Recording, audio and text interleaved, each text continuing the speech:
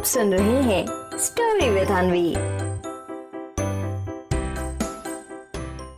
बच्चों, कल मैंने आपको रावण के भाई विभीषण का श्री राम से मिलन, वानर सेना का समुद्र पर पुल बनाना, श्री राम का वानर सेना के साथ लंका पहुंचना और सुबेल पर्वत पर रुकना सुनाया था।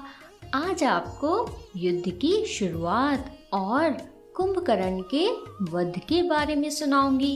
तो चलिए शुरू करते हैं।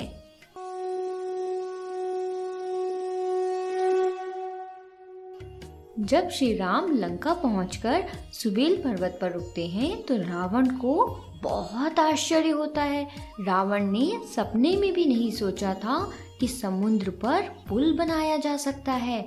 उसके मन में राम का डर बैठ जाता है और वो अपने 2 मंत्रियों शुक और सारन को राम की सैन्य ताकत का पता लगाने भेजता है। शुक और सारन अपना रूप बदलना बहुत अच्छे से जानते थे। उन्होंने वानर रूप धारण किया और राम की सेना जहाँ जहाँ रुकी थी वो जगह देखने लगे। तभी विभीषण उन्हें पहचान जाते हैं और पकड़कर सीधे राम के पास ले आते हैं। इसके बाद दोनों गुप्तचर अपना सही नाम और आने का कारण राम को बताते हैं। श्री राम उनसे कहते हैं कि अगर तुम्हें और भी जानकारी चाहिए तो पूछ लो।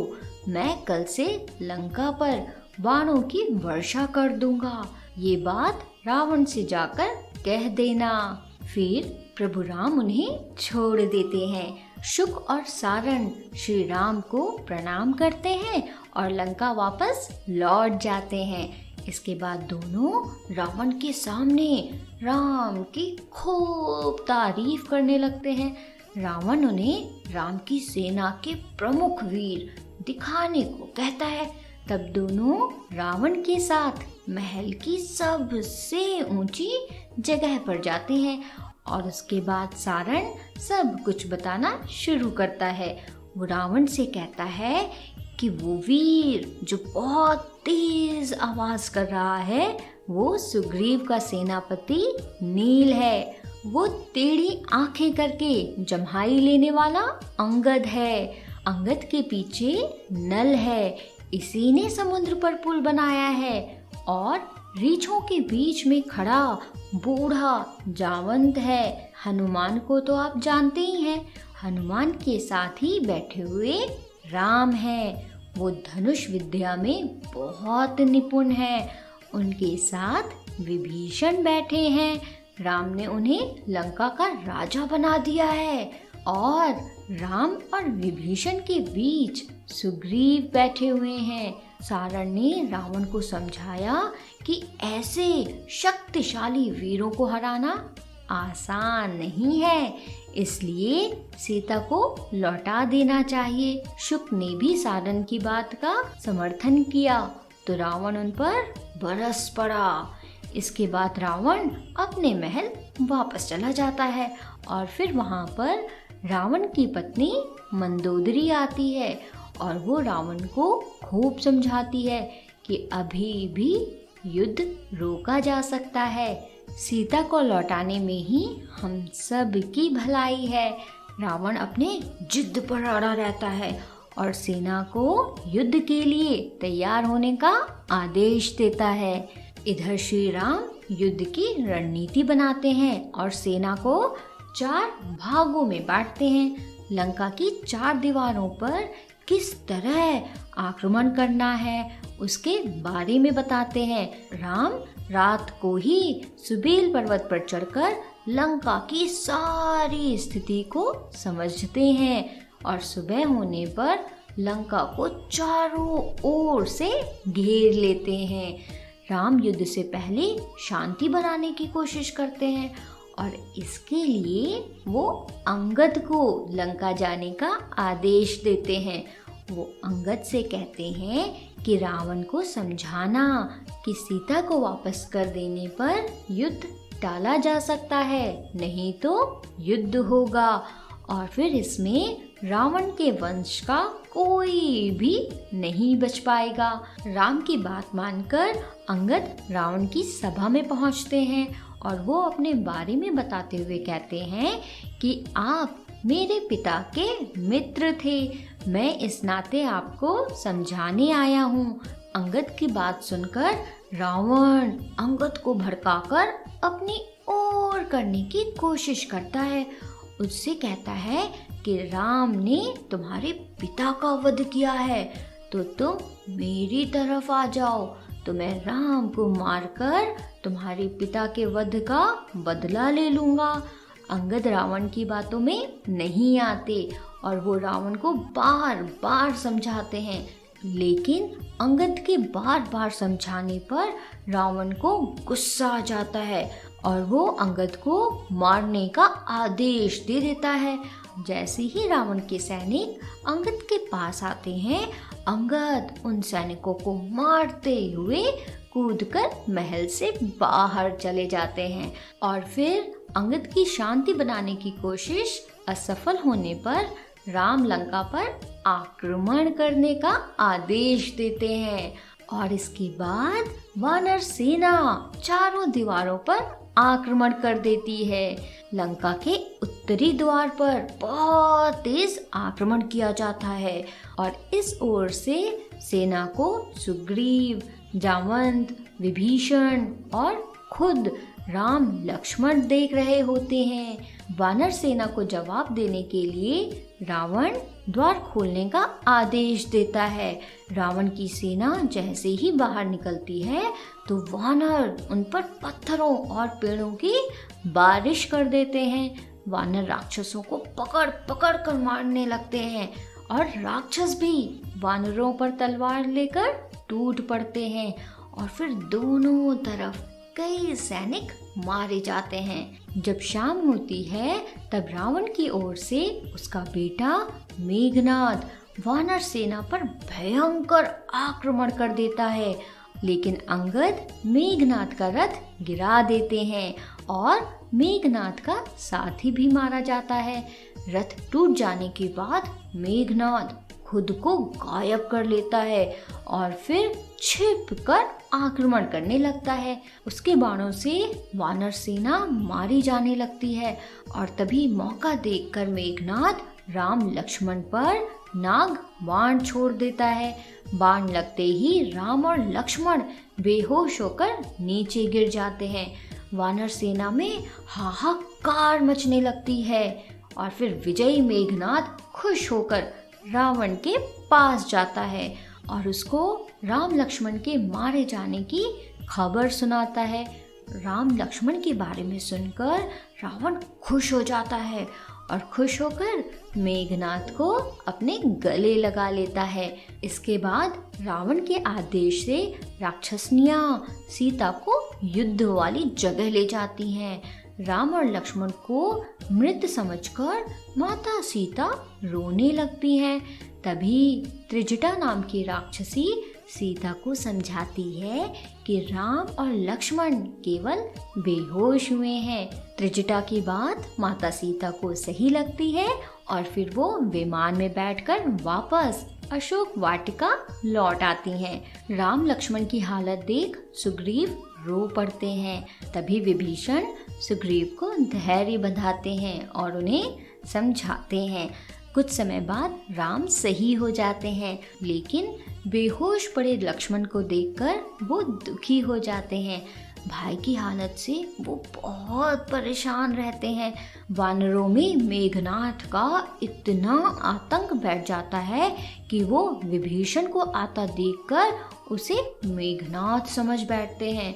फिर जामवंत वानरों को समझाते हैं। राम की दशा देखकर विभीषण उन्हें युद्ध क्षेत्र में वीर की तरह व्यवहार करने के बारे में समझाते हैं और कहते हैं कि आप पूरी सेना के मार्गदर्शक हैं, आपको धैर्य रखना चाहिए, लक्ष्मण जल्द स्वस्थ हो जाएंगे। इसके बाद वैद्यराज सुषेण ने भी समझाया कि संजीवनी विशल्यकर्णी औषधियों को लेते ही लक्ष्मण तुरंत ठीक हो जाएंगे। तभी वहाँ पक्षीराज गरुड़ आ जाते हैं और वो राम लक्ष्मण को तुरंत नागों के बंधन से आजाद कर देते हैं। राम लक्ष्मण के घाव भी भर जाते हैं और वो पहले की तरह स्वस्थ हो जाते हैं। राम लक्ष्मण को स्वस्थ देखकर राम की सेना में खुशी की लहर दौड़ने लगती है।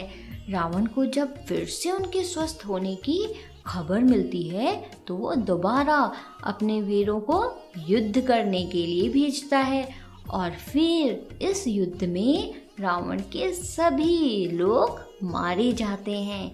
इन वीरों के मारे जाने से रावण परेशान हो जाता है और वो फिर अपने सेनापति प्रहस्त को भेजता है।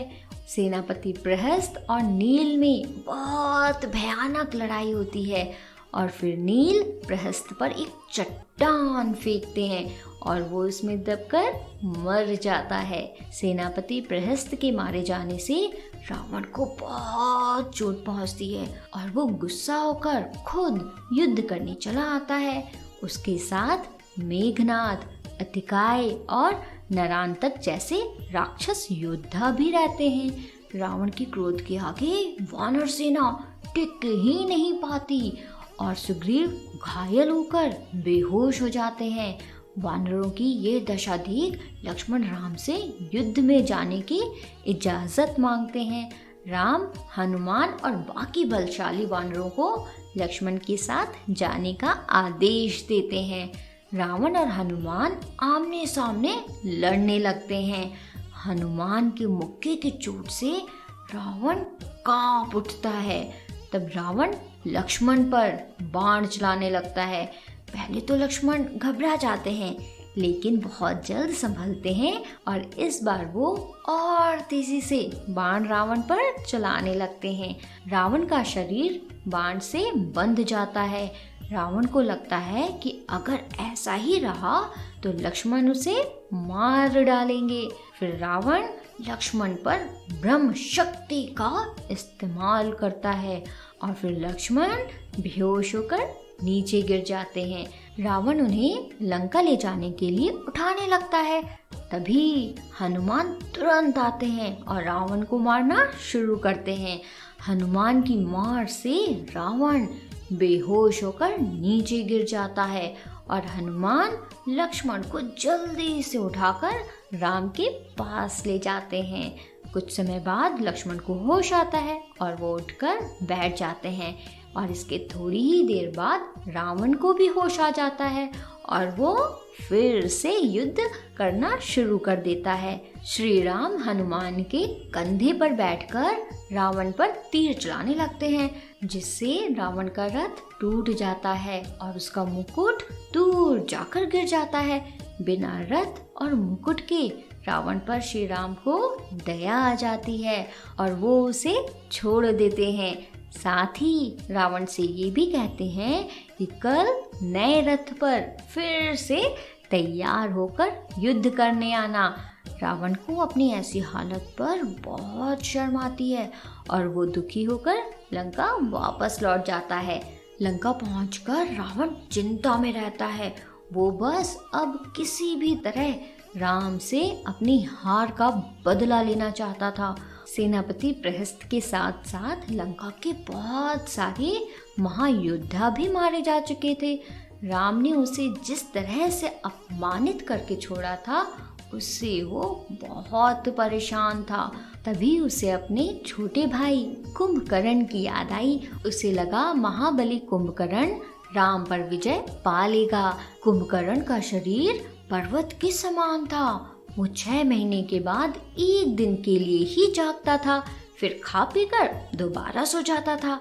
रावण ने उसके खाने के लिए खूब सारा सामान भेजा और उसके बाद सारे राक्षस मिलकर उसे उठाने में लग गए। उसके कानों के पास बाजे बजाने लगे, भयंकर शोर किया, उसके बाल भी खींचे, लेकिन कुंभकर्ण की नींद नहीं टूटी। आखिर में उस पर हाथी चढ़ाया गया। तब जाकर कुंभकर्ण की नींद खुली। नींद से जगते ही कुंभकर्ण ने चिल्लाना शुरू कर दिया जिससे सारे राक्षस डरने लगे और फिर कुंभकर्ण ने खूब सारा खाने को खाना मांगा। डरते हुए राक्षस उसके पास जाते हैं और उसे खूब सारा खाना खाने को देते हैं। फिर कुंभकर्ण खुद को उठाने का कारण पूछता है। तब राक्षस उससे कहते हैं कि लंकापति रावण ने उसे याद किया है। झूमता कुंभकर्ण रावण के पास पहुंचते ही रावण के चरण स्पर्श करता है और उससे जगाने का कारण पूछता है। कुंभकर्ण के पास आते ही रावण बहुत खुश हो जाता है और फिर रावण बिना देरी किए उसे सारी बात बताता है। उससे कहता है कि अब राम को तुम ही हरा सकते हो, तुम्हारे बिना मेरा कोई नहीं है। कुंभकर्ण को रावण की बात सुनकर हंसी आ जाती है और उससे कहता है कि बुरे कर्मों का फल तो तुम्हें अब भोगना ही पड़ेगा। रावण फिर कुंभकर्ण से कहता है कि भाई अब जो हो गया उसे तो बदला नहीं जा सकता, इस संकट से तुम ही बचा सकते हो। कुंभकर्ण को रावण की ऐसी हालत पर तरस आ जाता है और वो रावण को भरोसा दिलाता है कि वो राम और लक्ष्मण को मार देगा।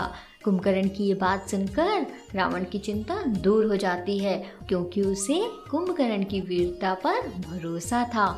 इसके बाद कुंभकर्ण युद्ध क्षेत्र में पहुंचता है। उसके हाथ में त्रिशूल होता है। उसे देखते ही वानर सेना डर जाती है और भाग खड़ी होती है। अंगद भागते हुए वानरों को रोकते हैं। इसके बाद वानर कुंभकर्ण पर बड़े बड़े पेड़ फेंकते हैं, लेकिन उस पर इन सब का कोई असर नहीं होता। तभी कुंभकर्ण हनुमान पर त्रिशूल फेंकता है और उसके लगते ही हनुमान जी के सीने से खून निकलने लगता है। हनुमान को घायल देखकर वानर बचाओ बचाओ कहते हुए भागने लगते हैं। आगे बढ़ते हुए कुंभकर्ण को रोकना सभी के लिए मुश्किल हो जाता है। वो वानर वीरों को मारता घायल करता बस आगे ही बढ़ते जा रहा था। तभी अंगद कुंभकर्ण पर हमला करते हैं और उसके सीने पर जोर से मारते हैं। कुछ समय के लिए कुंभकर्ण थोड़ा रुकता है और उसके बाद वो अपने वार से सुग्रीव और अंगद दोनों को ही बेहोश कर देता है और फिर सुग्रीव को बगल में दबाता है और लंका की ओर चलने लगता है। इसी बीच सुग्रीव को होश आ जाता है और फिर वो अपने तीखे दांतों और नाखून से कुंभकर्ण का सीना फाड़ देते हैं। सुग्रीव के ऐसा करने पर कुंभकर्ण को गुस्सा आ जाता है और वो गुस्से में आकर सुग्रीव को नीचे गिरा देता है और फिर सुग्रीव वहां से तेजी से भागते हैं। हनुमान, अंगद और सुग्रीव की हालत देखकर लक्ष्मण कुंभकर्ण से युद्ध करने लगते हैं। उस पर वो खूब सारे तीरों की बारिश करते हैं। लक्ष्मण की वीरता से कुंभकर्ण बहुत खुश होता है और वो लक्ष्मण की तारीफ करते हुए कहता है कि तुम्हारे जैसे वीर का सामना करके मुझे बहुत खुशी हुई।